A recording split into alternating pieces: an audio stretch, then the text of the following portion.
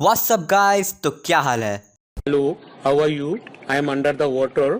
Please help me.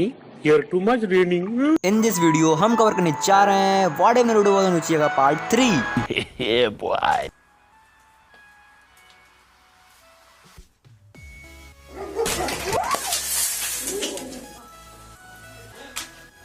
So guys finally आ चुका है what if Naruto was Uchiha का पार्ट 3, जिसकी बहुत ज़्यादा ही डिमांड आ रही थी। सो बिना इंट्रो लगाए let's begin the video. Okay. और भाई जिसने अभी तक फर्स्ट और सेकंड पार्ट नहीं देखा है, जाके वो पहले फर्स्ट और सेकंड पार्ट देखो, वरना शायद ही आपको स्टोरी समझ आए। और एक छोटा सा रीकैप सेकंड पार्ट का। सेकंड पार्ट में हमने देखा था किस तरह टीम 7 को ताजुना को लैंड ऑफ वेव्स में छोड़ के आने का मिशन मिलता है, और इसी मिशन के बीच नारुतो और सासुके की फाइट होती है हाकू और ज़ाबुजा से। और अब आगे जैसे कि पार्ट 2 में हमने देखा था कि सासुके डिस्चार्ज हो जाता है हॉस्पिटल से, और उसके अगले दिन ककाशी पूरी टीम 7 को ट्रेनिंग ग्राउंड में बुलाता है कुछ इंपॉर्टेंट बात करने के लिए। जब टीम 7 ट्रेनिंग ग्राउंड में असेंबल हो जाती है, तब ककाशी सभी से कहता है इस साल चूनिन एग्जाम हमारे विलेज में हो रहे हैं, और मैं चाहता हूँ कि तुम सब ये चूनिन एग्जाम जरूर दो, क्योंकि मुझे तुम सब पे बहुत ज्यादा भरोसा है। इसके बाद पूरी टीम 7 चूनिन एग्जाम्स देने के लिए मान जाती है, वो भी बिना किसी आर्गुमेंट के।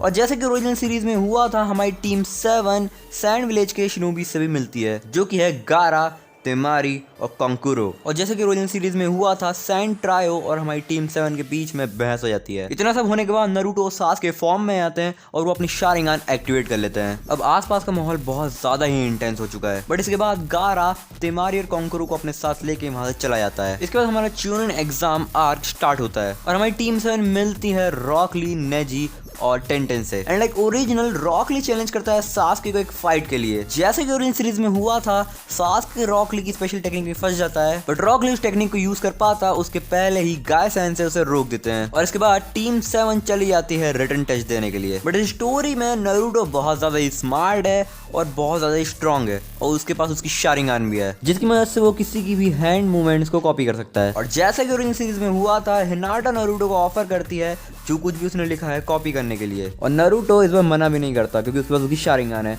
वो सब कुछ बहुत जल्दी ही कॉपी कर लेता है। इससे नारुतो और हिनाटा दोनों का ही रिलेशन बहुत ज्यादा स्ट्रॉन्ग हो जाता है। रिटन टेस्ट खत्म होने के बाद हमारी टीम 7 चली जाती है फॉरेस्ट ऑफ डेथ वाली आर्क पर, जहां पर मिलते हैं बहुत सारे डिफरेंट विलेजेस के शिनोबी से। फॉरेस्ट ऑफ डेथ में जाने के बाद हमारी टीम 7 मिलती है the one of the legendary Sannin Orochimaru से। और ओरोचिमारू यहाँ पर ऐसे ही नहीं आया है, ओरोचिमारू यहाँ इसलिए आया है क्योंकि उसे चाहिए नारुतो और सासुके की बॉडी। और जैसे कि ओरिजिनल सीरीज में हुआ था, एक बड़ा सा स्नेक हमारी टीम 7 पे अटैक कर देता है, बट हमारी टीम 7 उस स्नेक से बड़ी ही आसानी से बच जाती है। इसका सासुके और नारुतो दोनों ही मिलके ओरोचिमारू से फाइट करना स्टार्ट कर देते हैं। साकुरा नारुतो और सासुके की फाइट को दूर से खड़े होकर देखती है, क्योंकि वो नारुतो और सासुके की पावर को मैच नहीं कर पाती। नारुतो और सासुके बहुत अच्छी फाइट कर रहे होते ओरोचिमारू से, बट काफी नहीं था उसे हराने के लिए। और ओरोचिमारू नारुतो एक बहुत जोरदार लात मार के दूर फेंक देता है, बट साकुरा नारुतो को पकड़ लेती है और उसे गिरने से बचा लेती है। अब सासुके ओरोचिमारू से अकेला लड़ रहा है और उसके लिए फाइट बहुत ज्यादा ही मुश्किल हो चुकी है। इसी बीच नारुतो साकुरा को अपना एक प्लान बताता है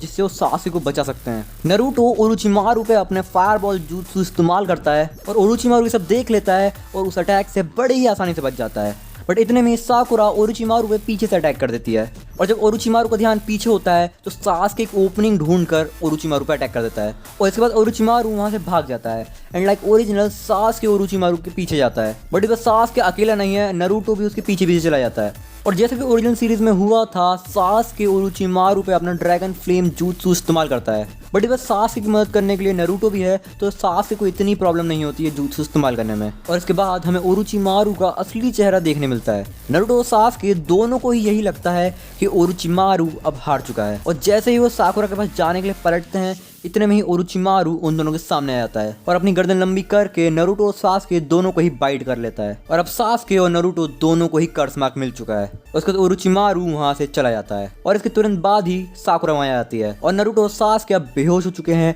और उनका ख्याल साकुरा को ही रखना है। और इस बीच जो भी कुछ हुआ था वो बिल्कुल ओरिजिनल की तरह ही था। और जैसे ही नारुतो और सासुके अपनी बेहोशी से उठते हैं, उनके सामने होते हैं साउंड विलेज के निंजास। एंड लाइक ओरिजिनल सासुके एक साउंड विलेज के निंजा का हाथ तोड़ देता है, और नारुतो दूसरे साउंड विलेज के निंजा को मारने जा ही रहा होता है कि उतने में उसे कर्स मार्क बहुत ज्यादा पेन करने लगता है। और इसका रीजन ये है कि कर्स मार्क के ऊपर नाइन टेल का चाकरा काइंड एंटी वेनम की तरह वर्क कर रहा है, इट मीन्स नारुतो जितना कर्स मार्क को यूज करेगा उतना ही कर्स मार्क खत्म होता जाएगा। इसके बाद स्टोरी बिल्कुल ओरिजिनल की तरह ही थी। हमारी टीम 7 को काबूटो मिल जाता है जो कि उन्हें फिनिश लाइन तक ले जाता है। सो यार पार्ट 3 यहीं खत्म होता है। बट अगर आपने वीडियो यहाँ तक देखी है तो पार्ट 4 के रिलेटेड एक इन्फॉर्मेशन है, सो आप उसे ज़रूर सुन के जाना। तो भाई जो पार्ट 4 है वो थोड़ा लेट आ सकता है बिकॉज मैं नारुतो को वापस से रीवॉच कर रहा हूँ ताकि मैं जो छोटे छोटे इवेंट्स हैं उन्हें मिस ना कर दूँ। And thank you for all your support इस सीरीज़ के लिए। सो बस यार आज के लिए इतना ही, मिलता है अगले वीडियो में, तब तक के लिए